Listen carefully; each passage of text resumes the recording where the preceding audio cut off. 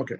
Income ടാക്സിന്റെ section 80I മുതൽക്ക് 80IE വരെയുള്ള deductions വളരെ ഇമ്പോർട്ടന്റ് ആയ ഡിഡക്ഷൻസ് ആണ്.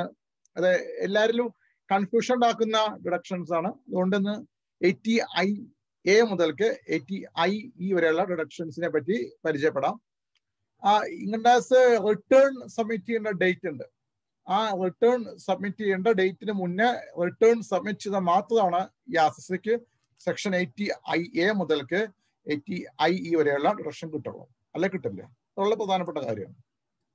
അപ്പൊ ഓരോ സെക്ഷനായിട്ട് നമുക്ക് ചർച്ച ചെയ്യാം. ഏറ്റവും ആദ്യം സെക്ഷൻ 80IA ആണ്. 80IA ഏത് സമയത്ത് കിട്ടുക നോക്കുക. ഈ PPTയിലേക്ക് നോക്കുക. ഇവിടെ 80IA കിട്ടുന്ന സമയം കാണിച്ചിട്ടുണ്ട്. 80IA ഏതൊക്കെ സമയത്ത് കിട്ടും, എന്തെല്ലാം കാര്യങ്ങൾ ചെയ്താൽ കിട്ടും എന്ന കാര്യം കാണിച്ചിട്ടുണ്ട്. അത് നോക്കുക. 80IA ആണ് ഏറ്റവും ആദ്യത്തെ സെക്ഷൻ. അത് ഡിഡക്ഷൻ ആണ്. ചില സ്ഥാപനങ്ങൾ ഇൻഫ്രാസ്ട്രക്ചർ ഡെവലപ്മെന്റ് ആക്ടിവിറ്റി ചെയ്യുന്ന ചില സ്ഥാപനങ്ങൾക്ക് ഡിഡക്ഷൻ കിട്ടും. അപ്പൊ കമ്പനി ഈ ഇൻഫ്രാസ്ട്രക്ചർ ഡെവലപ്മെന്റ് ആയിട്ട് ബന്ധപ്പെട്ട ആക്ടിവിറ്റി ചെയ്യുകയാണെന്ന് വെച്ചാൽ കമ്പനിക്ക് ഡിഡക്ഷൻ കിട്ടും. ആ കമ്പനിയായിട്ട് ബന്ധപ്പെട്ടാണ് നമ്മൾ ഈ സെക്ഷൻസ് പഠിക്കാൻ ഉദ്ദേശിക്കുന്നത്. അതുകൊണ്ട് തന്നെ കമ്പനിക്ക് അതൊക്കെ സമയത്ത് കിട്ടുകയാണ്. അപ്പോൾ ഇൻഫ്രാസ്ട്രക്ചർ ഫെസിലിറ്റി കമ്പനി ഡെവലപ്പ് ചെയ്യാണ്, ഓപ്പറേറ്റ് ചെയ്യാണ്, അല്ലെങ്കിൽ മെയിൻറ്റെയിൻ ചെയ്യാണ്, ആ സമയത്ത് കിട്ടും. പക്ഷെ ഡേറ്റ് കൊടുത്തിട്ടുണ്ട് 1/4/2017 ശേഷമാണ് വെച്ചാൽ കിട്ടില്ല, അതിന് മുന്നാണ് വെച്ചാൽ കിട്ടുക. അതുപോലെ special economic zone, industrial park, അതിന്റെ ഡെവലപ്മെന്റ്, അതിന്റെ ഓപ്പറേഷൻ, അതിന്റെ മെയിൻ്റെനൻസ്, ഈ കാര്യം ചെയ്യാന്ന് വെച്ചാൽ കമ്പനിക്ക് കിട്ടും. അതും ഡേറ്റ് കൊടുത്തിട്ടുണ്ട്. ഇൻഡസ്ട്രിയൽ പാർക്ക് ആണെങ്കിൽ ഡേറ്റ് ഈ ഡേറ്റിൽ ഇവിടെ PPTയിൽ കാണിച്ച ഡേറ്റ് ആണ്. സ്പെഷ്യൽ എക്കണോമിക് സോൺ ആകുമ്പോൾ അതും ഈ PPTയിൽ കാണിച്ച ഡേറ്റുകൾ.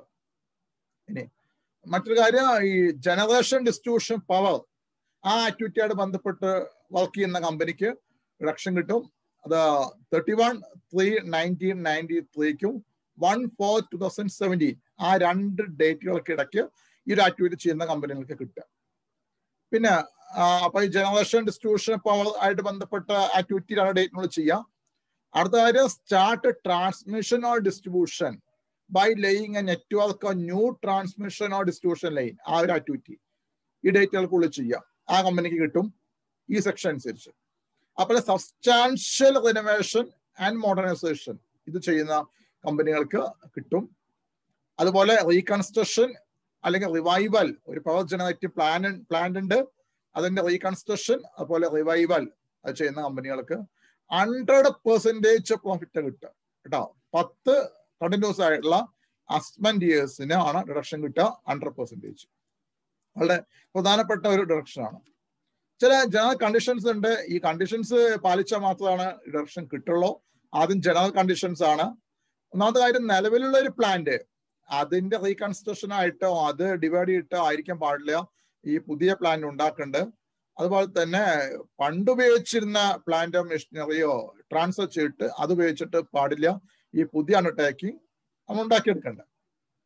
പിന്നെ അതുമായിട്ട് ബന്ധപ്പെട്ട ചില കണ്ടീഷൻസ് കൂടിയുണ്ട്. ഈ സെക്ഷനായിട്ട് ബന്ധപ്പെട്ട ചില കണ്ടീഷൻ അത് നമുക്കൊരു എക്സാമ്പിൾ വഴി മനസ്സിലാക്കാൻ പറ്റും. ഇവിടെ എക്സ് ലിമിറ്റഡ് 2 ബിസിനസ് ഉണ്ട്. ബിസിനസ് കെക്ക് ഡിഡക്ഷൻ എലിജിബിൾ ആയിട്ടുള്ള ഒരു കെ ആണ് 80IA വെച്ചിട്ട്. ബിസിനസ് എല്ലിന് എലിജിബിൾ അല്ല. അപ്പൊ ആ കേസിൽ നോക്കൂ, ഇവിടെ പ്രോഫിറ്റ് കൊടുത്തിട്ടുണ്ട്, 3 പ്രീവിയസ് ഇയർ കൊടുത്തിട്ടുണ്ട്. അതിൽ ബിസിനസ് കെയുടെ എലിജിബിൾ യൂണിറ്റിന്റെ പ്രോഫിറ്റ്, ബിസിനസ് എല്ലിന്റെ പ്രോഫിറ്റ് കൊടുത്തിട്ടുണ്ട്. ഇനി എങ്ങനെയാണ് ഇവിടെ ടോട്ടൽ ഇൻകം കാൽക്കുലേറ്റ് ചെയ്യുക എന്നുള്ള കാര്യം നോക്കാം. അപ്പോ 2015-16 90,000, ഓക്കെ 90,000, ഈ 50,000 ലോസും 1,40,000 പ്രോഫിറ്റും. അപ്പോൾ ഡിഡക്ഷൻ ഇല്ല, കാരണം എലിജിബിൾ യൂണിറ്റ് ലോസ് ആണ്, അത് സംശയമില്ല. 2016-17 ടോട്ടൽ ഇൻകം 2,10,000 ശരിയാണ്, അവിടെ ഡിഡക്ഷൻ കിട്ടില്ല. അവിടെ 30,000 രൂപ ബിസിനസ് കേക്ക് പ്രോഫിറ്റ് കിട്ടുന്നുണ്ടെങ്കിൽ പോലും 80IA കിട്ടില്ല. എന്തുകൊണ്ടെന്നാൽ നേരത്തെ വന്ന ലോസ് 80IA യൂണിറ്റ് ലോസ് ആണ് വന്ന്, ആ ലോസ് അഡ്ജസ്റ്റ് ചെയ്ത് പോകണം. ഈ 50,000 വരുന്ന കൊല്ലങ്ങളിൽ അഡ്ജസ്റ്റ് ചെയ്ത് കഴിഞ്ഞാൽ മാത്രമാണ് 80IA നമുക്ക് ക്ലെയിം ചെയ്യാൻ പറ്റുള്ളൂ. അതാണ് 80Iയുടെ സ്പെഷ്യാലിറ്റി. അപ്പൊ ഈ കൊല്ലം കിട്ടില്ല. അടുത്ത കൊല്ലം 2017-18 70,000-ഉം 1,20,000-ഉം, അപ്പോ 1,90,000 റിഡക്ഷൻ 100% കിട്ടുമെങ്കിൽ 70,000 അല്ലേ കിട്ടുന്നുണ്ട്, പക്ഷെ കിട്ടില്ല. കാരണം ആദ്യ കൊല്ലത്തെ ലോസ് 50,000, രണ്ടാമത്തെ കൊല്ലം 30,000 അഡ്ജസ്റ്റ് ചെയ്തു, ബാക്കി 20,000 ഉണ്ട്. അത് 70,000 അഡ്ജസ്റ്റ് ചെയ്യണമെന്നും വിചാരിക്കണം. ഇതെല്ലാം സാങ്കല്പികമാണ്. അപ്പൊ അവിടെ 50,000 വരുള്ളൂ. ആ 50,000 ആണ് 80IA വെച്ച് ഡിഡക്ഷൻ കിട്ടുള്ളൂ. അപ്പൊ ഇതാണ് 80IA പോലെയുള്ള സെക്ഷൻസിന് സ്പെഷ്യാലിറ്റി. ആദ്യത്തെ കൊല്ലം 80IA ഒന്നും കിട്ടില്ല, രണ്ടാമത്തെ കൊല്ലം 80IA ഒന്നും കിട്ടില്ല, മൂന്നാമത്തെ കൊല്ലം 50,000 ആണ് 80IA ഡിഡക്ഷൻ കിട്ടുള്ളൂ. അത് വളരെ ഇമ്പോർട്ടന്റ് ആയ ഒരു കാര്യമാണ്. ഇതുപോലെയുള്ള സിമിലർ ആയിട്ടുള്ള ഡിഡക്ഷനും ഒക്കെ അപ്ലിക്കബിൾ ആയിട്ടുള്ള ഒരു എക്സാമ്പിൾ ആണ് ഇത്. പിന്നെ 80IA കിട്ടണമെന്ന് വെച്ചാൽ ഓഡിറ്റ് അത്യാവശ്യമാണ്. CAയുടെ ഓഡിറ്റ് വേണം, റിട്ടേണിന്റെ കൂടെ CAയുടെ ഓഡിറ്റ് വെക്കണം. പിന്നെ ഗവൺമെന്റിന് ഇത് ചില അന്വേഷണം നടത്തിയിട്ട് ഈ ഡിഡക്ഷൻ പിൻവലിക്കാനും പറ്റും കേട്ടോ. പിന്നെ ഈ സെക്ഷനായിട്ട് ബന്ധപ്പെട്ട മറ്റു പ്രധാനപ്പെട്ട കാര്യം 31/3/2005 ശേഷം നോട്ടിഫൈ ചെയ്യുന്ന സ്പെഷ്യൽ എക്കണോമിക് സോണിന് ഈ സെക്ഷൻ കിട്ടില്ല. ഓക്കെ, അപ്പൊ ആ ഡിഡക്ഷൻ കഴിഞ്ഞു. ഇനി 80IAB ആണ്. ഇത് സ്പെഷ്യൽ എക്കണോമിക് സോൺ അതിന്റെ ഡെവലപ്മെന്റ്, അതിന്റെ സ്പെഷ്യൽ എക്കണോമിക് സോൺ ഡെവലപ്മെന്റിൽ പങ്കെടുക്കുന്ന സ്ഥാപനങ്ങൾക്ക് കിട്ടുന്ന ഡിഡക്ഷൻ ആണ്. അവര് 1/4/2005 1/4/2017 ഇടയ്ക്ക് നോട്ടിഫൈ ചെയ്യുന്ന സ്പെഷ്യൽ എക്കണോമിക് സോണിന്റെ ഡെവലപ്മെന്റിൽ ഒരു കമ്പനി ഏർപ്പെട്ടെന്ന് വെച്ചാൽ കമ്പനിക്ക് ഡിഡക്ഷൻ കിട്ടും. 100% കിട്ടുക 10 കൊല്ലത്തേക്ക് കേട്ടോ. ഇനി ഇവിടെ ചില കണ്ടീഷൻസ് ഉണ്ട്. നേരത്തെ പഠിച്ച എക്സാമ്പിൾ ഇവിടെ അപ്ലിക്കബിൾ ആണ്. ഇവിടെ സെക്ഷൻ ഏതാണ്? 80IAB. അപ്പൊ നേരത്തെ പഠിച്ച എക്സാമ്പിൾ അത് ഇവിടെ അപ്ലിക്കബിൾ ആണ്. നേരത്തെ പഠിച്ച എക്സാമ്പിൾ നമ്മുടെ ഈ ക്വസ്റ്റ്യനിലും അപ്ലിക്കബിൾ ആണ്. ഇപ്പൊ 2 ബിസിനസ് ഉണ്ട്. ഒന്ന് 80IAB, ഞാൻ അവിടെ 80IA എന്നുള്ള 80IAB ആയിക്കോട്ടെ. ഒന്ന് 80IAB അനുസരിച്ച് ഡിഡക്ഷൻ കിട്ടുന്ന ഒരു യൂണിറ്റ്, അടുത്ത യൂണിറ്റിന് ഡിഡക്ഷൻ ഇല്ല. അവിടെ നോക്കൂ, ഒരു യൂണിറ്റിന് 80IAB അനുസരിച്ച് കിട്ടും, അടുത്ത യൂണിറ്റിന് കിട്ടില്ല. നേരത്തെ പഠിച്ചത് ക്വസ്റ്റ്യൻ ആണ്, അതുകൊണ്ട് വീണ്ടും എക്സ്പ്ലെയിൻ ചെയ്യേണ്ട ആവശ്യമില്ല. അപ്പൊ ആദ്യത്തെ കൊല്ലം 80IAB വെച്ചിട്ട് ഡിഡക്ഷൻ കിട്ടുമോ? ഡിഡക്ഷൻ കിട്ടില്ല. രണ്ടാമത്തെ കൊല്ലം 80IAB വെച്ചിട്ട് ഡിഡക്ഷൻ കിട്ടില്ല. മൂന്നാമത്തെ കൊല്ലം 80IAB വെച്ച് ഡിഡക്ഷൻ കിട്ടും. 50,000 ആണ് കിട്ടുക. അങ്ങനെ പ്രധാനപ്പെട്ട പോയിന്റ് നേരത്തെ പഠിച്ചത് തന്നെയാണ് കേട്ടോ. അത് ഈ സെക്ഷന് അപ്ലിക്കബിൾ ആണ്. പിന്നെ അവിടെ ഓഡിറ്റ് ആവശ്യമാണ്. റിട്ടേണിന്റെ കൂടെ CAയുടെ ഓഡിറ്റ് വെക്കണം. ഗവൺമെന്റിന് വേണമെങ്കിൽ ഇത് വിഡ്രോ ചെയ്യാൻ പറ്റും. ഈ ഡിഡക്ഷൻ ചില കമ്പനികളായിട്ട് ബന്ധപ്പെട്ട് എൻക്വയറി നടത്തിയിട്ട് വിഡ്രോ ചെയ്യാൻ പറ്റും. ഓക്കെ, അടുത്ത 80IAC. അത് ഈ സ്റ്റാർട്ടപ്പ്, ചില പർട്ടിക്കുലർ സ്റ്റാർട്ടപ്പ് ബിസിനസ് പ്രോഫിറ്റോ ഗെയിൻ ഉണ്ടായ അതിന് കിട്ടുന്ന ഡിഡക്ഷൻ ആണ് 80IAC. കമ്പനിക്ക് കിട്ടും. LLP, ലിമിറ്റഡ് ലയബിലിറ്റി പാർട്ണർഷിപ്പ്, അവന് കിട്ടും. അവിടെയും കണ്ടീഷൻ ഉണ്ട്. ആ ഡേറ്റുകൾ നോക്കുക. ആ ഡേറ്റിനുള്ളിൽ ഇൻകോർപ്പറേറ്റ് ചെയ്ത അസസ്യ ആയിരിക്കണം.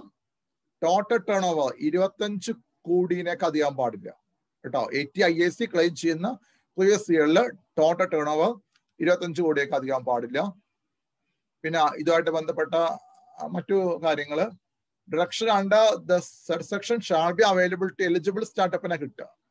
Total turnover assessment year 2021-22 തൊട്ടിട്ട് ആ ടോട്ടൽ ടേൺ ഓവറിൽ ചേഞ്ച് വന്നിട്ടുണ്ട്. 100 crores. നേരത്തെ ഉണ്ടായിരുന്നത് എത്രയായിരുന്നു? നേരത്തെ ഉണ്ടായിരുന്നത് 25 കോടിയാണ്.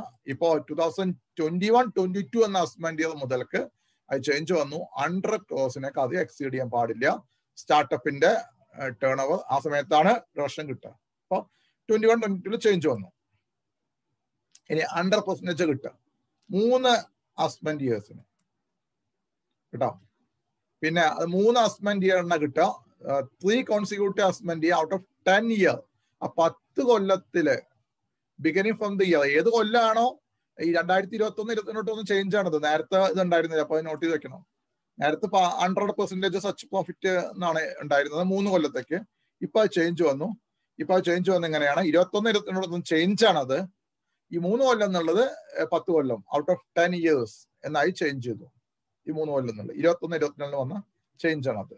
അപ്പോൾ ഓരോ ഈ സെക്ഷൻ പഠിക്കുമ്പോഴും നേരത്തെ ഉണ്ടായിരുന്ന എന്താണ് 21-22 ചേഞ്ച് ആണോ എന്ന് എന്നാലും സ്പെഷ്യൽ ആയിട്ട് നോട്ട് ചെയ്യണം കേട്ടോ. ഇനി ഇവിടെ ജനറൽ കണ്ടീഷൻസ് ഉണ്ട്.